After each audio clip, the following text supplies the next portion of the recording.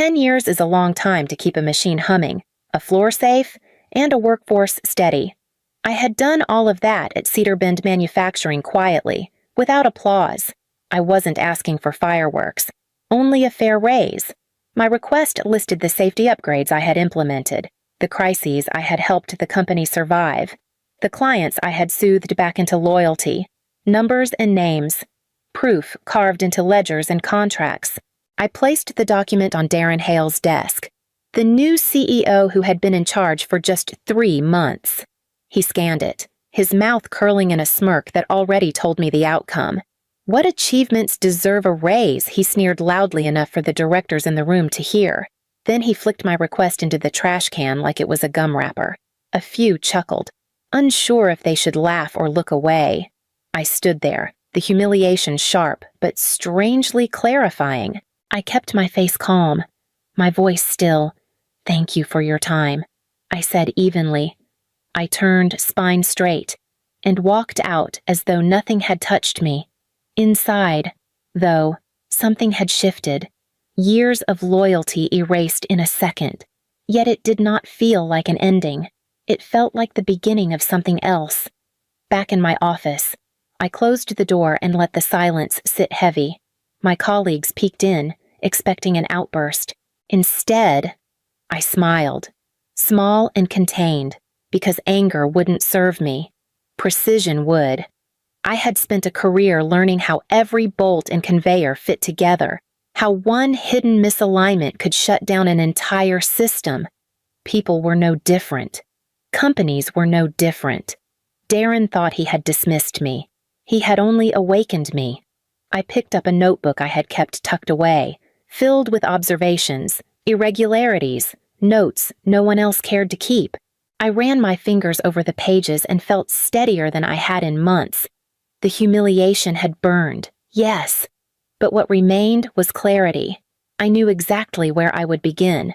And so, the next morning, I walked into Cedar Bend on time, not early, not eager, just present, and very, very quiet. The morning after Darren tossed my request into the trash, I arrived at work at 8 o'clock sharp, not 7. Not before dawn like I had for years, just 8. For the first time in a decade, I didn't bring an extra set of reports tucked under my arm. I didn't stay late to walk the floor, double-checking every shipment or soothing anxious clients after hours. I did exactly what my job description required, nothing more. At first, no one noticed. The gears of Cedar Bend kept turning, though not quite as smoothly. A shipping crate sat unclaimed on the dock for a day because I hadn't been there to push the paperwork through. A purchase order went unsigned until a customer called twice, irritated. The bottlenecks were small, almost invisible, but they accumulated. I had always been the quiet oil in the machine, and now that oil was gone, my colleagues began to ask. "Where's Ellie Marvin from logistics?" hovered in my doorway. Puzzled. "You're not coming down to review manifests." I smiled politely and shook my head. Not my responsibility. Marvin. His brow furrowed. He walked away, unsettled. Clients noticed next. Emails went unanswered until the assigned reps got around to them. One longtime customer called directly, frustration in his voice. I listened, then redirected him to the proper line, even though I could have solved it in 2 minutes. He hung up dissatisfied. Darren heard rumblings but waved them off. "She's grown lazy," he told the managers at a meeting, his tone dismissive. I sat silently at the table, my face giving nothing away. Let him believe it. He couldn't see that the cracks in his shiny empire were spreading, hairline fractures running through every department. And the beauty of it was that I didn't have to lift a finger to make them appear. All I had to do was nothing extra. Nothing unpaid, nothing unseen. The system would reveal itself for what it was without me propping it up. That night, I went home earlier than I could remember, sat at my kitchen table, and opened the old binder where I had kept notes for years. At home, the binder lay open under the dim kitchen light, its pages covered with years of small notations. Most people would see them as scrap dates, initials, odd invoice numbers, but I had always known details could be lifelines. My father taught me that.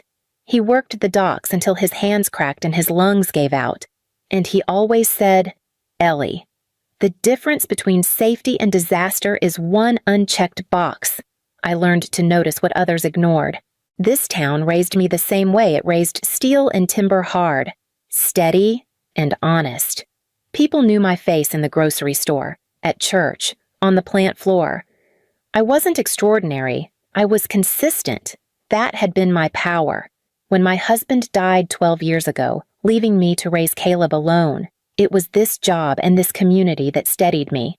Cedar Bend gave me a paycheck, a schedule, a place where my grief could be absorbed into routine. I gave it loyalty in return. Caleb is 20 now, away at college studying engineering. Every tuition bill I paid, every late-night overtime shift I took, it was all for him. Ambition had never driven me. Stability had. I wanted him to walk into a future where he never had to beg for dignity. That was my fuel. But Darren's words had unsettled something deep inside me. What achievements deserve a raise he had mocked, as if decades of work could be erased with one sneer.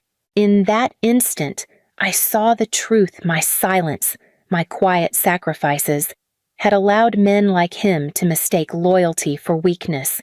I thought about Caleb, about the kind of man he was becoming, and knew I couldn't let that example stand. If I allowed myself to be erased without protest, what lesson would I leave behind for him? That survival meant swallowing humiliation, that dignity was negotiable. No, the time for quiet endurance had ended. The years of keeping records, of watching without speaking, were no longer just habits. They were weapons waiting to be sharpened. I turned another page in the binder, eyes settling on a vendor name I had circled years before, and felt the first spark of a plan take hold. The circled vendor name stared back at me like a breadcrumb I had left for my future self. Years of notes filled that binder, tiny irregularities I had noticed but set aside while juggling crises, overtime, and life itself. Now, with clarity burning in me, I combed through the pages as though they were maps. One pattern rose quickly, a supplier that billed rush fees almost monthly, even on orders I knew had been routine. The dates on some invoices didn't align with the actual delivery logs. Worse, a few quality control forms carried altered timestamps, the kind only someone inside could manipulate. I photocopied everything and tucked the originals back into their place. Then I called Marvin. He was a clerk in logistics, reliable, quiet, and one of the few who had never treated me as background noise. When he arrived in my office after hours, I slid the copies across the desk, cross-checked these against the master logs. I told him, "See if the numbers add up." Marvin adjusted his glasses, frowning as he read. "These look off," he muttered, already pulling out a notepad. "Give me a day." The following afternoon, he returned with sheets of comparisons. "Ellie, you're not wrong," he whispered. "These rush fees, they're tied to a supplier that barely exists on paper. No address, no phone number, just a P.O. box. A shell supplier. It was the kind of trick I had only read about in trade journals, the kind of scheme that siphoned money right under everyone's noses. My stomach clenched, not with fear, but with recognition. This was bigger than insults and bruised pride. This was fraud. But even with Marvin's findings, I knew it wasn't enough. A few mismatched dates and phantom addresses could be explained away, buried under excuses. What I needed was proof so solid it could not be ignored, evidence that would stand no matter who tried to spin it. That night, I closed the binder gently and stared out my office window. The cracks I had let widen were leading somewhere darker, and I knew I couldn't follow them alone. The more I looked at the numbers, the clearer it became that I couldn't untangle this web alone. Paper trails can lie if you don't know how to read them, and I needed eyes sharper than mine. That's when I thought of Gail. She had retired from auditing 5 years earlier, but in her day she was the one everyone feared, unyielding, meticulous, Incorruptible. I called her one evening, half expecting her to decline. Instead, she chuckled softly. Ellie, I always said you were the only one paying attention. Bring me what you've got. I drove to her modest house with copies of the invoices and QC reports. She spread them across her dining table like puzzle pieces. See this, she said, pointing at overlapping signatures. These aren't just sloppy, they're forged. And here QC reports backdated to cover delivery gaps. She looked up at me, eyes sharp behind her glasses. Someone's been falsifying compliance to keep contracts alive. Her confirmation steadied my resolve. But I knew documents alone wouldn't be enough. I needed something visual, undeniable. That's where Frank came in. He worked in IT and security. Younger than me, but one of the few who treated me with respect. One night, I found him in the server room. Frank, I said quietly, do the cameras keep footage after 30 days? He hesitated, then nodded. Officially, no. Unofficially, I can pull archives if I know what I'm looking for, I told him. A week later, he slid a flash drive across my desk. Don't tell me how I got this, he said.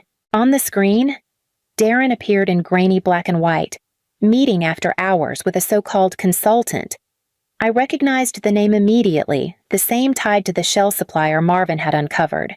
With Gail's analysis, Marvin's comparisons, and Frank's footage, I had more than whispers. I had sparks. Still, scattered sparks only light corners. I needed a blaze strong enough to burn through boardroom walls. So I gathered the binders, the logs, the footage, and reminded myself it wasn't enough to catch Darren lying. I had to make it impossible for him to escape the truth. The deeper we dug, the clearer the pattern became. Marvin came to me one morning, pale but resolute, holding a folder under his arm. I traced the procurement orders, he said, lowering his voice. The email metadata points straight to Darren's account. He personally authorized changes to vendor routing after hours. From his office. I thanked him, then handed the pages to Gail. She examined them alongside her stack of QC reports, running her finger across the forged signatures she had already flagged. These are deliberate, she muttered. Same hand, different names. If this went before regulators, it would be damning. Meanwhile, Frank worked quietly in the background. One evening he slid into my office, shutting the door behind him. I pulled the system logs, he said, setting down a flash drive. Darren bypassed the approval hierarchy more than once. Direct entries into procurement with no secondary sign-off. It's all time-stamped. I exhaled slowly. Each thread was strong, but together they were a net. The risk, though, was losing credibility if even one piece seemed tainted. So I did what I had always done best, documented. Every copy was backed up, every original sealed. Witness statements were signed and dated. I even logged when Marvin, Gail, and Frank handed me materials, creating a chain of custody no one could break. Looking at the growing pile of binders, drives, and notes, I felt both the weight of responsibility and the strange steadiness of purpose. Darren thought arrogance made him untouchable. He had no idea loyalty and diligence could become weapons sharper than any knife. Still, the question loomed what to do with this net once it was woven. Evidence without direction was just paper in a drawer. To use it meant stepping into a battlefield I had avoided for years. That night, as I locked the latest binder in my cabinet, I knew the time for shadows was ending. The truth was ready to leave my hands, and I had to decide whose hands it should fall into first. Once the evidence was secured, I knew it couldn't linger in my cabinet forever. To move forward, it had to reach someone who could not be bought. Someone with authority Darren couldn't simply sneer away. That someone was Agnes Whitcomb. Agnes had been on Cedar Bend's board longer than I had worked at the plant. Her reputation was one of rare integrity in a world where favors and handshakes often outweighed truth. I arranged a quiet meeting through the company's legal counsel, bypassing Darren entirely. When Agnes entered the room, her posture was straight, her eyes sharp as glass. "I've been told you have something important," she said. Without a word, I slid the sealed packet across the table. Inside invoices, signatures, logs, and video evidence. She didn't open it immediately, she just studied me. "Do you understand the risk of handing this over? I understand the risk of not handing it over." I replied. My voice didn't waver. She nodded, then passed the packet to counsel with precise care. "This will not be buried. I'll initiate an independent investigation. Until then, silence is your shield." Walking out of that office, I felt lighter, not safe, but steadier. For once, the truth wasn't just in my hands. Darren, though, sensed the shift. He couldn't see the evidence, but he saw the change in me. At the next staff meeting, he leaned back in his chair and said with false cheer, "Ellie, still taking notes. Maybe you'll earn that raise in another 10 years. Laughter rippled across the table, forced and uneasy. I smiled faintly, giving nothing away. Let him mock. His arrogance was the one accomplice I didn't have to bribe. He had no idea the cannon was already loaded, he just hadn't heard it fire yet. And when the board finally called him behind closed doors, I knew the sound would echo through every corridor of Cedar Bend. When the summons came, it was quiet and discreet, a note from counsel requesting my presence outside the boardroom. I waited in a narrow hallway, binder in hand, while behind the heavy doors the directors sat in judgment. Through the wood, muffled voices rose and fell, but I could imagine every turn of the exchange. They began with the evidence packet. One by one, the documents were laid out: invoices with their padded fees, QC reports with falsified dates, emails routed from Darren's account, and finally, the grainy footage Frank had pulled. I had seen it all. But in that setting, the long, polished table, the directors in their suits, it carried a weight even I hadn't anticipated. Darren did exactly what I expected. First, denial. He leaned into his easy smile, claiming the signatures were fabrications, the invoices clerical errors. When that faltered, he shifted to charm, reminding the board of his visionary leadership and fresh direction. But charm cannot erase timestamps. As the video played, showing him meeting in secret with the so-called consultant tied to the shell supplier, his mask cracked. He pivoted again, this time to blame. He threw subordinates under the bus, painting them as incompetent or deceitful. But the signatures matched his hand. The logins came from his account, and the dates aligned too perfectly. The board didn't erupt in anger. They simply grew still, the kind of stillness that carries judgment heavier than words. Finally, Agnes spoke until an external audit concludes. "You are placed on administrative leave." The sentence landed like a gavel. Darren paled, his protests ignored as the directors gathered their files. The door opened and he swept past me, jaw tight, eyes dark with fury. Whispers began almost immediately. Threading through the corridors, Ellie had the goods. No one said it to my face, but the shift in glances was unmistakable. I was no longer invisible, but I knew better than to celebrate. A throne had only shaken, not yet fallen. And in the space left by uncertainty, the question lingered who would dare step forward to steady it. The audit came swift and merciless. Independent investigators tore through procurement files, cross-checked safety reports, and compared Darren's accounts against bank records. Within weeks, the picture was undeniable: inflated invoices, falsified compliance, deliberate misreporting. What I had suspected for years, they now confirmed in black and white. Regulators circled like hawks. Letters arrived from oversight agencies, and industry partners demanded explanations. Some clients threatened lawsuits if guarantees weren't met. For Cedar Bend, the scandal wasn't just internal rot, it was a public reckoning. The board could no longer protect Darren. At the emergency session, his resignation was demanded and accepted. The news leaked within hours: CEO resigns amid fraud probe. By morning, every trade paper carried the headline. Recruiters, once eager to court him, went silent. His name became shorthand for arrogance and collapse. I watched it unfold without glee, only a steady calm. He had mocked my worth, tossed my request into the trash, and now the same carelessness had shredded his career. The board, desperate to steady the company, convened a stabilization task force. To my surprise, I was asked to join for weeks.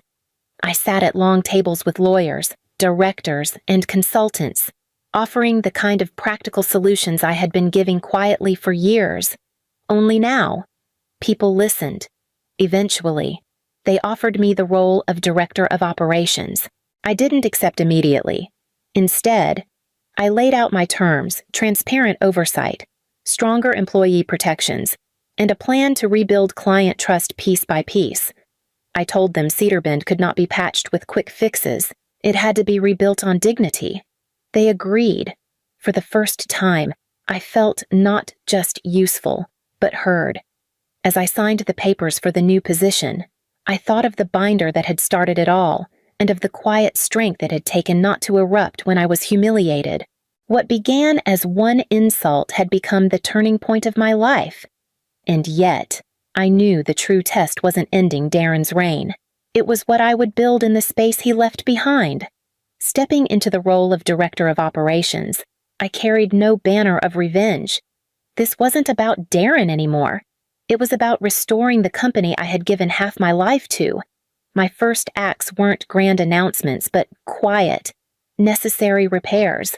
I created compliance programs that could withstand scrutiny, designed training sessions that taught accountability, and drafted protections for whistleblowers so no one else would have to risk silence the way I once did. On the floor, workers greeted the changes with cautious hope.